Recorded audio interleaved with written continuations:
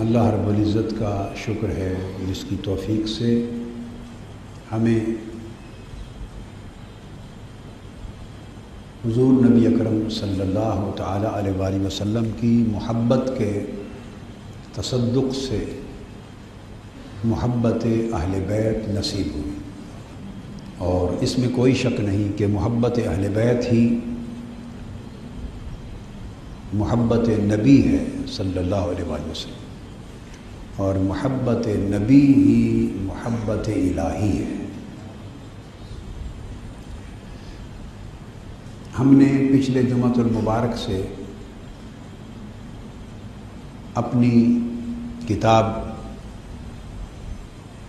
جو امام علی مقام سیدنا امام حسن اور سیدنا امام حسین رضی اللہ تعالی عنہما علیہم السلام و صلوات اللہ علیہما، ان کی شان میں، ان کے مناقب میں جو میں نے حدیث پاک کی یہ کتاب مرتب کی ہے، مرج البحرین فی مناقب الحسنین، اس کا درس شروع کیا تھا، اور 12 پہلے ابواب مرج البحرین کے حدیث کی اس کتاب کے 12 ابواب کا بیان پچھلے جمعۃ المبارک میں اختصار کے ساتھ مکمل کیا، اور آج 13ویں فصل سے یا 13ویں باب سے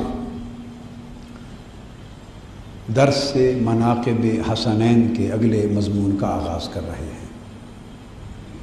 میں نے جو آیہ کریمہ تلاوت کی ہے اس حدیث مبارکہ میں اس آیت کریمہ کے نزول کا بیان حضرت ام المومنین حضرت عائشہ صدیقہ رضی اللہ تعالی عنہا بیان فرماتی ہیں کہ ایک دن صبح کا وقت تھا، آقا علیہ الصلاۃ والسلام گھر سے باہر تشریف لے آئے، اور آپ نے ایک چادر اوڑھی ہوئی تھی، اور اس چادر پر سیاہ اون سے کجاووں کے نقش بنے ہوئے تھے۔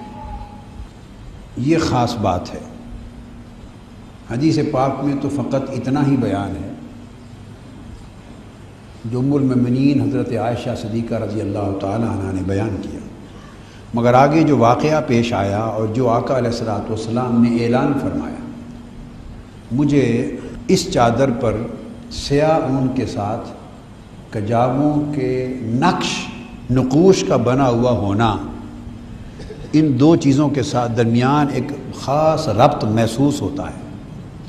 یہ کسی محدث نے یا شارح حدیث نے یہ بات بیان تو نہیں کی، یہ میری ایک وجدانی بات ہے، ایک ذوقی اور وجدانی نقطہ ہے، میرا ایک احساس ہے کہ اس دن ایسی چادر کا اوڑھنا میرے خیال میں اور میرے احساس میں کوئی یہ اتفاق نہیں تھا، یہ ایک خاص منصوبہ الہی تھا۔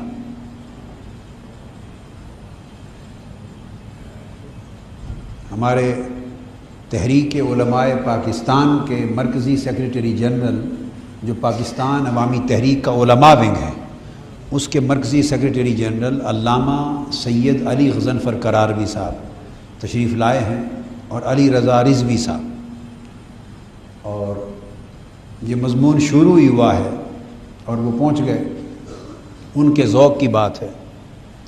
تو حدیث پاک میں نے پڑھی ہے کہ ام المومنین حضرت عائشہ صدیقہ رضی اللہ تعالی عنہ بیان کرتی ہیں، اور یہ حدیث بیہقی میں ہے، سنن کبریٰ امام بیہقی نے روایت کیا اس حدیث کو، بلکہ سب سے پہلے تو یہ بیہقی میں تو بعد میں ہے، سب سے پہلے صحیح مسلم کی یہ حدیث، میں اس کی تخریج بتا دوں۔ امام مسلم نے اپنی جامع الصحیح کتاب و فضائل الصحابہ میں روایت کیا، اور امام ابن ابی شیبہ نے المصنف میں اس حدیث کو روایت کیا، اور امام احمد بن حنبل نے اس کو روایت کیا مسند میں، امام حاکم نے المستدرک میں، اور امام بیہقی نے السنن الکبریٰ میں، اور علاوہ ان کے مفسرین نے بھی یہ حدیث لی ہے، جن میں امام ابن کثیر بھی ہیں، امام بغوی بھی ہیں، امام سیوطی بھی ہیں، امام طبری بھی ہیں۔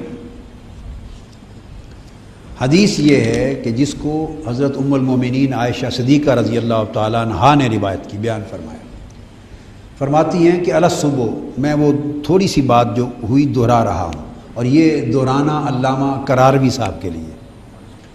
تو آپ فرماتی ہیں کہ ایک دن الصبح آقا علیہ السلام باہر تشریف لائے اور آپ نے ایک چادر اوڑھی ہوئی تھی، اور وہ فرماتی ہیں کہ اس چادر پر سیاہ اون سے کجاووں کے نقش بنے ہوئے تھے۔ اب میں یہ بات کہہ رہا تھا کہ حدیث میں تو جو واقعہ ہوا ام المومنین حضرت عائشہ صدیقہ رضی اللہ تعالی عنہا نے من و عن بیان فرما دیا، راویان حدیث نے من و عن اس کو بیان آگے کر دیا، اور امام مسلم اور دیگر ائمہ حدیث نے من و عن اس کو نقل کر دی۔ اب یہ بات میں کہہ رہا تھا کہ یہ بات نہ کسی محدث نے لکھی ہے، نہ کسی شارح حدیث نے، نہ کسی محشی نے، اور میری نظر سے یہ بات نہ اہل سنت کے محدثین کی نظر کی لکھی ہوئی گزری، نہ اہل تشیع کے ہاں مجھے یہ بات نظر آئی۔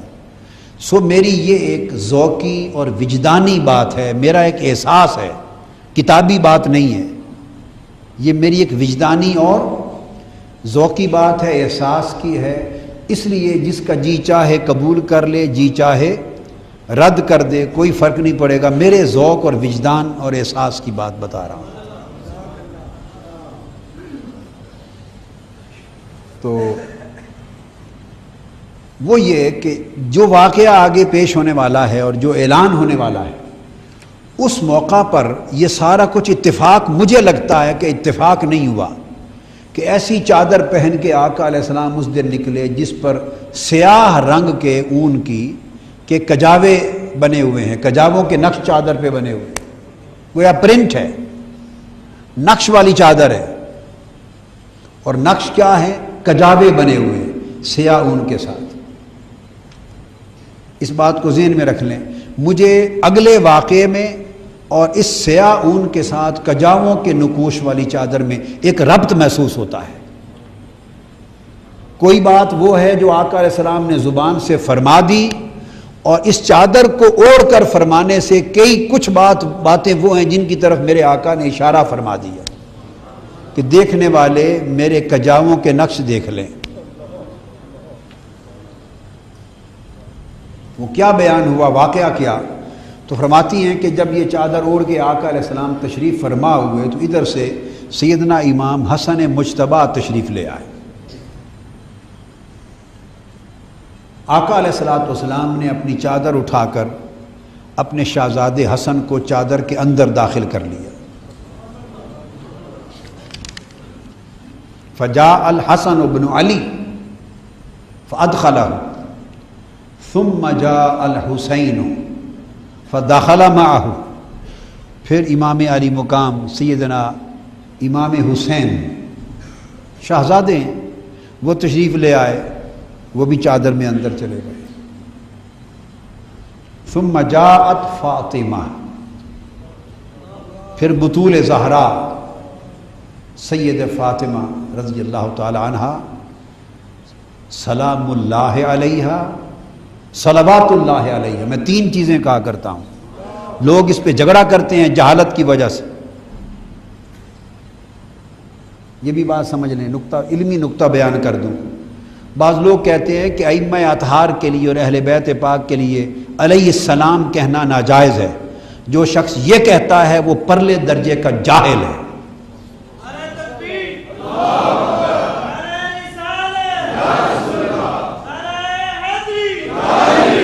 ہم انہیں رضی اللہ تعالی عنہ بھی کہتے ہیں۔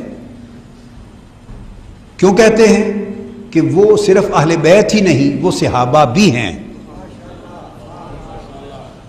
تو صحابہ ہونے کے ناطے ان کے لیے جو کلمات متداول ہیں، مروج ہیں، وہ رضی اللہ تعالی عنہ اور رضوان اللہ تعالی علیہ مجمعین کے ہیں، سو وہ رضی اللہ تعالی عنہ بھی ہیں۔ یہ کلمات کیوں ہیں؟ ان کی صحابیت کے ناطے سے۔ وہ علیہ السلام بھی ہیں، اور علیہ السلام صحابہ کرام کے لیے، سن لیں علمی طور پہ کہہ رہا ہوں، ان کے لیے استعمال نہیں ہوتا۔ یہ میں بتا رہا ہوں نسبت کے اعتبار سے، متداول ہونے کے اعتبار سے، ورنہ تو لغوی معنی کی طرف چلے جائیں تو آپ میں سے ہر شخص علیہ السلام ہے۔ تو مجھے حیرت ہے ان لوگوں کی عقل پر اور ان کے علم پر، مبلغ علم پر، کہ وہ اہل بیت اطہار کو علیہ السلام کہنے پر اعتراض کیا کرتے ہیں۔ جو شخص اعتراض کرے اس کو کہیں کہ میں نے ابھی آپ کو کہا السلام علیکم، آپ پر سلام ہو، آپ نے مجھے کہا وعلیک السلام، مجھ پر سلام ہو، تجھ پر بھی سلام ہوتا رہے، مجھ پر بھی سلام ہوتا رہے، حلال ہے۔ آل مصطفیٰ پر سلام ہو جائے تو تمہیں تکلیف ہو گئی۔ ہم سب ایک دوسرے پر سلام بھیج رہے ہیں، السلام علیکم، وہ کہتا ہے وعلیک السلام، یہاں تک حلال ہے۔ جتھے میاں جلال اتھے سب کچھ حلال، آپس میں ایک دوسرے پر سلام بھیجیں حلال ہو گیا، اور نواسہ مصطفیٰ پر سلام بھیجیں تو معاذ اللہ ناجائز ہو گیا۔ اور جن کی میں سمجھتا ہوں یہ وہ اہل بیت ہیں، یہ سلام بھی شاید جن کی خاطر زمین پر اترا ہے۔ سلام اسلام سے ہے، اسلام حسن اور حسین سے ہے، اسلام کی بقا حسین سے ہے۔ جو اس سلام کی بقا کا سبب ہیں، ظالموں ان پر سلام کہا تو آپ کو پرابلم ہو گیا۔ عقل سے کام لیں، کہاں چلے گئے آپ؟ تو لغوی اعتبار سے، جو اس اعتبار سے شرعی پوزیشن دیکھیں تو بھائی ہر مسلمان پر سلام ہے، مگر شرعاً ٹیکنیکل یوز کہہ رہا ہوں، ٹیکنیکل یوز۔ اب وہ جو متداول ہے بالعموم اہل علم کے ہاں روایت ہے، تو اس میں رضی اللہ تعالیٰ عنہ تو صحابہ کرام کے لیے، مگر کیا وہ غیر صحابہ کے لیے نہیں ہے؟ وہ تابعین اور اولیاء و صالحین کے لیے بھی ہے رضی اللہ تعالیٰ عنہ، تو وہ بھی ان کے لیے مختص نہیں، وہ مومنین صالحین کے لیے بھی ہے۔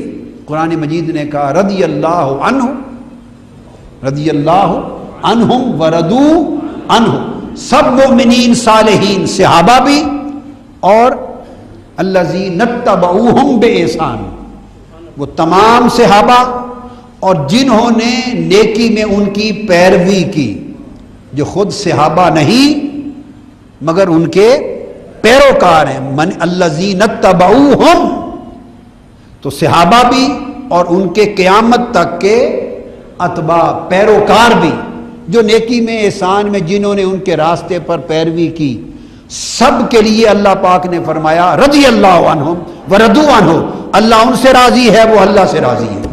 تو گویا رضی اللہ تعالی عنہ صرف صحابہ کے لیے نہ رہا، غیر صحابہ کے لیے قیامت تک کے مومنین اور صالحین کے لیے بھی ہو گیا، تابعین اور متبعین سب کے لیے ہو گیا۔ تو مولانا صاحب کو کہیں اگر آپ کا ایمان، عقیدہ اور عمل صحیح ہو، اللہ کے ہاں قبول ہو، تو آپ کی وفات ہو جائے گی تو آپ بھی رضی اللہ عنہ ہو سکتے ہیں، آپ بھی رضی اللہ عنہ ہو سکتے ہیں، اولیاء اللہ بھی ہو سکتے ہیں، مومنین بھی ہو سکتے ہیں۔ یہ ایک دعا ہے۔ تو وہ اہل بیت اطہار تو پھر بطریق اولا رضی اللہ تعالی عنہ ہیں، ایک۔ اب دوسری بات، وہ علیہ السلام بھی ہیں اور علیہم السلام بھی ہیں اور علیہ السلام بھی ہیں۔ وہ کیوں ہیں؟ یہ سلام علیہ، سلام علیہ، وہ کیوں ہیں؟ اس لیے کہ ان پر انہیں اللہ پاک نے حضور علیہ السلام کے ساتھ سلامتی میں بھی شامل کیا ہے، اور اپنی ذات پر جو حضور کی ذات پر درود ہوتا ہے صلوات، اس میں بھی شامل کیا ہے، اس میں بھی شامل کیا ہے۔ رضی اللہ تعالیٰ عنہ تو اللہ نے یہ رحمت اپنی رضا کی سب کو عطا کی جن سے وہ راضی ہوا، مگر سب کو اپنے حبیب کے ساتھ حالت نماز میں درود میں شامل نہیں کیا۔ آپ دیکھیے، ہم جب اہل سنت جب ہم درود پاک پڑھتے ہیں تو ہم کہتے ہیں عام طور پر بغیر نماز کے اللہم صلی علی سیدنا و مولانا محمد وعلی آلہ، بولیے، واصحابہ یا وصحبہ وبارک وسلم۔ بالعموم ہم جب درود پڑھتے ہیں تو حضور علیہ الصلوۃ والسلام پر اور حضور کی آل پر اور حضور کے اصحاب پر، سب پر پڑھتے ہیں، یہ ہے عام معمول.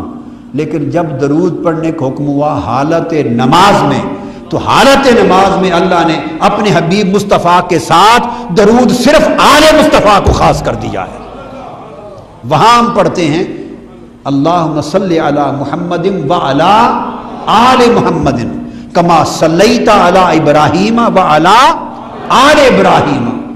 حالت نماز میں درود میں پیغمبر کے ساتھ آل پیغمبر کو شامل کیا. اللہم بارک علی محمد وعلی آل محمد.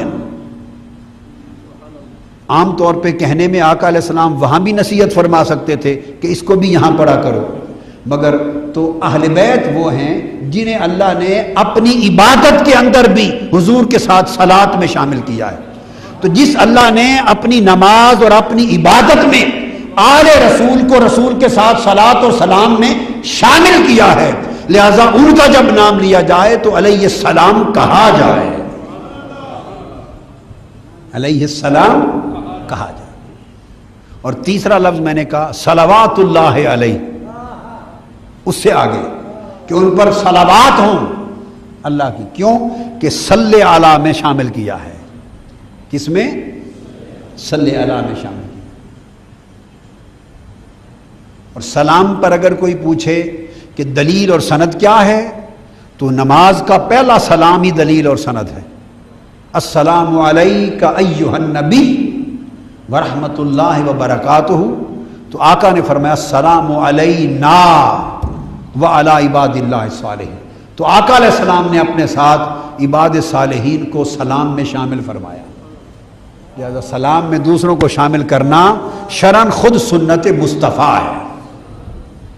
اب متداول ہو گئی یہ چیزیں، صرف روایت اور رواج پکڑ گئی ہیں، عام معمول بن گیا ہے. ورنہ عذر و شرع ادھر اور ادھر کرنے میں کوئی فرق نہیں، اعتراض نہیں کرنا چاہیے. تو جو معمول چلا ہوا ہے اس کو جاری رکھتے ہیں. اور اہل سنت کے ائمہ، حنفی بھی، شافعی بھی، مالکی بھی، حنبلی بھی، ائمہ محدثین فقہاء مفسرین اہل سنت کے، ان کا ہمیشہ صدیوں میں معمول رہا. اور ہماری کتابیں احادیث کی تفسیر کی بھری پڑی ہیں، خود مطبوعہ کتب. معمول رہا ہے کہ جب اہل بیت اطہار کا نام لیتے تو ان کے لیے علیہ السلام کہتے تھے، لکھتے تھے، کتابوں میں موجود ہے. اس لیے میں نے کہا جو یہ اعتراض کرے اس کا مطلب ہے اسے کتابیں پڑھنے کی بھی توفیق نہیں ہے. شاہ ولی اللہ محدث دہلوی کی کتابوں میں، قاضی ثناء اللہ پانی پتی کی کتابوں میں، حضرت شیخ عبدالحق محدث دہلوی کی کتابیں، امام جلال الدین سیوطی کی کتابیں، امام قسطلانی کی کتابیں، ائمہ محدثین فقہا، یہ معمول رہا ہے کہ لکھا کرتے. یہ بائی دی وے ایک بات آ گئی تو میں نے آپ کو کہہ دی. سو میں کبھی کبھی فرصت ہو تو میں تینوں صیغے استعمال کرتا ہوں کہ سارا کچھ انہی پر قربان ہے. رضا رضی اللہ عنہم بھی انہی پر قربان، سلام بھی انہی پر قربان، اور صلات بھی انہی پر قربان، اور ہم بھی انہی پر قربان ہم بھی انہی پر قربان. اور آگے میں اپنی بات کرتا ہوں، میرا دین، میرا ایمان، میرا اسلام بھی انہی پر قربان، اور ہم سب کی اولاد بھی ان پر قربان. جب اہل بیت اطہار کی بات آئے تو محبت والا دل سمندروں کی طرح کھلا کر لیا کرو. آپ کا دل ٹھاٹھے مارتے ہوئے سمندر کی طرح ان کی محبت میں موج زن ہو جائے. ایسی عادت اپنائیں. جس کا مجھ سے تعلق ہے وہ اس محبت کو یہاں تک پہنچائے. جو میری بات کو مانتا ہے اور میری بات کو قبول کرتا ہے وہ اپنے آپ کو ان کی محبت کا سمندر بنا لے. اب میں عرض کر رہا تھا تو پھر فاطمۃ الزہرا تشریف لے آئی تو فادخلہا، آقا علیہ السلام نے ان کو بھی شامل کر لیا چادر میں. ثم جاء علی، پھر علی المرتضیٰ آئے فادخلہ، ان کو بھی شامل کر لیا. تو ایک چادر خود تو اس میں تھے ہی، 4 اور نفوس مقدسہ، 4 اور تن بھی شامل ہو گئے. تو کل ایک چادر میں اب کتنے تن آ گئے؟ 5 تن آ گئے. کتنے تن آ گئے؟ 5 تن آ گئے. تو گننے میں، اب میں یہ بھی ایک ذوقی بات کر دوں، وجدانی بات، گننے میں 5 ہیں، اور جب ایک تن میں چھپا لیا تو ایک ہی تن ہو گیا. گننے میں 5 ہیں، اور جب ایک ہی چادر میں چھپا لیا تو یہ 5 تن ایک ہی تن ہو گئے۔